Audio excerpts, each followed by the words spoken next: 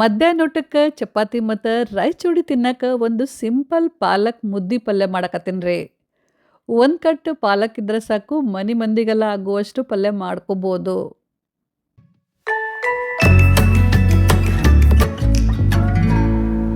ಅರ್ಧ ಕಪ್ ತೊಗರಿಬೇಳೆ, 1 ಟೇಬಲ್ ಸ್ಪೂನಷ್ಟು ಶೇಂಗಾ ಮತ್ತು 1 ಟೇಬಲ್ ಸ್ಪೂನಷ್ಟು ಕಡಲೆಬೇಳೆನ ಸ್ವಚ್ಛಂಗ ಒಂದೆರಡು ಸಲ ತೊಳೆದ್ಬಿಟ್ಟು ಒಂದು 15-20 ನಿಮಿಷ ನೆನೆ ಹಾಕಿಟ್ಟಿದ್ದೆ ರೀ.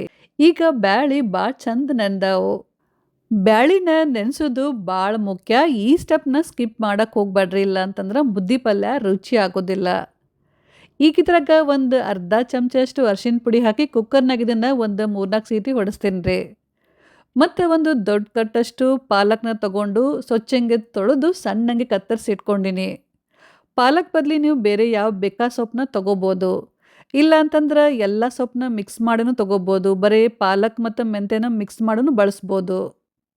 ನೆಕ್ಸ್ಟ್ ಈಗ ಈ ಪಲ್ಯಕ್ಕೆ ಹಾಕಕ್ಕೆ ಒಂದು ಸ್ಪೆಷಲ್ ಖಾರ ಮಾಡ್ಕೊಳಕತ್ತೀನಿ ರೀ. ಮಿಕ್ಸಿ ಜಾರ್ನಾಗ ಒಂದು 5-6 ಹಸಿಮೆಣ್ಸಿನ್ಕಾಯಿ, ಒಂದು ಹಿಡಿಯಷ್ಟು ಕೊತ್ತಂಬರಿ ಸೊಪ್ಪು ಮತ್ತು ಒಂದು 10-15 ಕರಿಬೇವು ಹಾಕಕತ್ತೀನಿ. ಇವನ್ನೆಲ್ಲ ಸ್ವಚ್ಛಂಗೆ ತೊಳೆದು ತಗೊಂಡಿನಿ. ಒಂದು ದೊಡ್ಡ ಚಮಚದಷ್ಟು ತುರಿದಿದ್ದು ಒಣ ಕೊಬ್ಬರಿ, ಒಂದು ದೊಡ್ಡ ಚಮಚದಷ್ಟು ಹವೀಜ್ ಅಂದ್ರೆ ಧನಿಯಾ, ಇದು ಹಸಿದು ಹುರಿದಿಲ್ಲ, ಮತ್ತು 1 ಚಮಚದಷ್ಟು ಜೀರಿಗೆ ಹಾಕಿದ್ದಾರೆ. ನೀರು ಹಾಕ್ಲಾರ್ದೆ ಇದನ್ನು ರುಬ್ಕೋಬೇಕು. ಸ್ವಲ್ಪ ತರಿ ಆದ್ರೆ ನಡಿತೈತಿ, ಅದ್ರ ನೀರು ಮಾತ್ರ ಹಾಕಕ್ಕೆ ಹೋಗ್ಬೇಡ್ರಿ. ಈ ಕಡೆ ನಮ್ಮ ಬ್ಯಾಳಿ ಮತ್ತು ಶೇಂಗಾ ಭಾಳ ಚಂದ ಬಂದಾವ ನೋಡ್ರಿ. ಹಿಂಗೆ ಪೂರ ಮೆತ್ತಗೆ ಬಂದಿರಬೇಕು, ಅಂದ್ರೆ ಪಲ್ಯ ಭಾಳ ಚಲೋ ಆಗುತ್ತೆ. ಚಮಚಲ್ಲಿ ಇದನ್ನು ಸ್ವಲ್ಪ ಒತ್ಕೊಂತ ಮುಗುಚಕತ್ತೀನಿ ರೀ. ಚಂದಂಗೆ ಇದನ್ನು ಮುಗುಚಬೇಕು. ಸ್ವಲ್ಪ ಇದನ್ನು ಮುಗ್ಚಿದ್ಮೇಲೆ ಸೈಡಿಗೆ ಎತ್ತಿಟ್ಬಿಟ್ಟು ನೆಕ್ಸ್ಟ್ ನಾ ಇಲ್ಲೇ ಒಂದು ಬಟ್ಲಾಗ ಒಂದು ದೊಡ್ಡ ಚಮಚದಷ್ಟು ಕಡ್ಲಿ ಹಿಟ್ಟು ತಗೊಂಡಿನಿ ರೀ. ಈ ಕಡ್ಲಿ ಹಿಟ್ಟೊಳಗೆ ಹುಣಸೆಹಣ್ಣಿನ ರಸ ಹಾಕಿ ಮಿಕ್ಸ್ ಮಾಡ್ತೇನೆ. ನಿಮ್ಗೆ ಎಷ್ಟು ಹುಳಿ ಬೇಕಂತೇಳಿ ನೋಡ್ಕೊಂಡು ಹಾಕ್ರಿ. ಹುಣಸೆಹಣ್ಣು ಬೇಡ ಅಥವಾ ನಿಮ್ಮ ಕಡೆ ಹುಣಸೆಹಣ್ಣು ಇರಲಿಲ್ಲ ಅಂತಂದ್ರೆ ನಿಂಬೆಹಣ್ಣಿನ ರಸನೂ ಹಾಕೋಬೋದು. ಆದರೆ ಈಗ ಹಾಕಬಾರ್ದು, ಪಲ್ಯ ಎಲ್ಲ ಮುಗಿದ್ಮೇಲೆ ಲಾಸ್ಟಿಗೆ ಹಾಕಬೇಕು. ಈಗ ಬೇಕಂದ್ರೆ ನೀವು ಈ ಕಡ್ಲಿ ಹಿಟ್ಟಿನಾಗ ಸ್ವಲ್ಪ ನೀರು ಹಾಕ್ಕೊಂಡು ಕಲಿಸ್ಕೋಬೋದು. ಜಾಸ್ತಿ ನೀರು ಹಾಕಕ್ಕೆ ಹೋಗ್ಬೇಡ್ರಿ, ಸ್ವಲ್ಪ ಹಾಕ್ರಿ. ಈಗ ಇದನ್ನು ಚಲೋತಂಗೆ ಕಲಿಸ್ಬೇಕು. ಸ್ವಲ್ಪ ಎಲ್ಲೂ ಒಂದು ಗಂಟು ಉಳಿಬಾರ್ದು. ಹಿಂಗೆ ಅಗದಿ ಸ್ಮೂತ್ ಪೇಸ್ಟ್ ಆಗಬೇಕು. ಈಗ ಇದನ್ನು ಸೈಡಿಗೆ ಎತ್ತಿಟ್ಬಿಟ್ಟು ಒಂದು ಕಡಾಯಿ ಒಳಗೆ 1 ಚಮಚ ಎಣ್ಣೆ ಹಾಕಿ ಪಾಲಕ್ ಹಾಕಿ ಹುರಿಯಾಕತ್ತೀನಿ ರೀ. ಹೈ ಫ್ಲೇಮ್ನಾಗ ಪಾಲಕ್ನ ಎಲ್ಲ ಕಡೆ ಕೈ ಆಡಿಸ್ಕೊಂತ ಹುರಿಬೇಕು. ಒಂದು 2 ನಿಮಿಷದಾಗ ಪಾಲಕ್ ಕರ್ಗೆ ಬಿಡ್ತೈತ್ರಿ.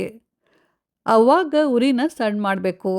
ಸಣ್ಣ ಉರಿ ಒಳಗೆ ಹಸಿ ವಾಸನೆ ಹೋಗುತ್ತಾನ ಇದನ್ನು ಮತ್ತೆ ಒಂದು 2-3 ನಿಮಿಷ ಚಲೋತಂಗೆ ಹುರಿಬೇಕು.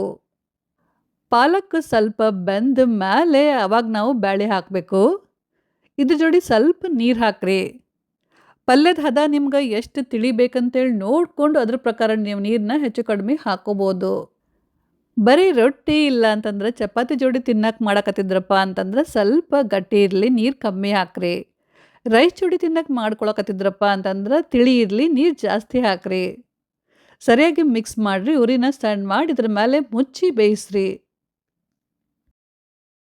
ಅವಾಗವಾಗ ಮುಚ್ಚಳ ತೆಗೆದ್ಬಿಟ್ಟು ಕೈ ಆಡಿಸ್ಕೊಂತಿರ್ರಿ, ಇಲ್ಲ ಅಂತಂದ್ರೆ ತಳ ಹಿಡಿತೈತಿ. ಒಂದು 2-3 ನಿಮಿಷ ಇದನ್ನು ಬೇಯಿಸಿದ ಮೇಲೆ ಈಗ ಇದ್ರಾಗ ಮೊದಲು ರೆಡಿ ಮಾಡ್ಕೊಂಡಿರ್ತೀವಲ್ರಿ ಹಸಿ ಖಾರ, ಅದನ್ನು ಹಾಕಬೇಕು. ರುಚಿಗೆ ತಕ್ಕಷ್ಟು ಉಪ್ಪು ಹಾಕಿ ಸರಿಯಾಗಿ ಮಿಕ್ಸ್ ಮಾಡಿರಿ.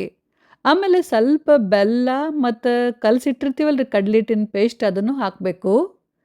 ಇನ್ನೊಂದು ಸಲ ಅದನ್ನು ಸರಿಯಾಗಿ ಮಿಕ್ಸ್ ಮಾಡಿ ಆಮೇಲೆ ಬೇಕಂದ್ರೆ ನೀವು ಮತ್ತೆ ಈಗ ಇನ್ನೊಂದು ಸ್ವಲ್ಪ ನೀರು ಹಾಕ್ಕೋಬೋದು. ಸರಿಯಾಗಿ ಮಿಕ್ಸ್ ಮಾಡಿದ್ಮೇಲೆ ಇದ್ರ ಮೇಲೆ ಮುಚ್ಚಿಬಿಟ್ಟು ಸಣ್ಣ ಉರಿ ಒಳಗೆ ಕಡ್ಲಿ ಹಿಟ್ಟಿನ ಹಸಿ ವಾಸನೆ ಹೋಗುತ್ತಾನ ಅದನ್ನು ಬೇಯಿಸ್ಬೇಕು. ಲಕ್ಷ್ಯ ಇರಲಿ, ಅವಾಗವಾಗ ನಡ್ಬರ್ಕ ಮುಚ್ಚಳ ತೆಗೆದು ಮೇಲೆ ಕೆಳಗೆ ಸರಿಯಾಗಿ ಮಿಕ್ಸ್ ಮಾಡ್ಕೊತಿರ್ರಿ, ಇಲ್ಲ ಅಂತಂದ್ರೆ ಪಲ್ಯ ಹೊತ್ತೈತಿ.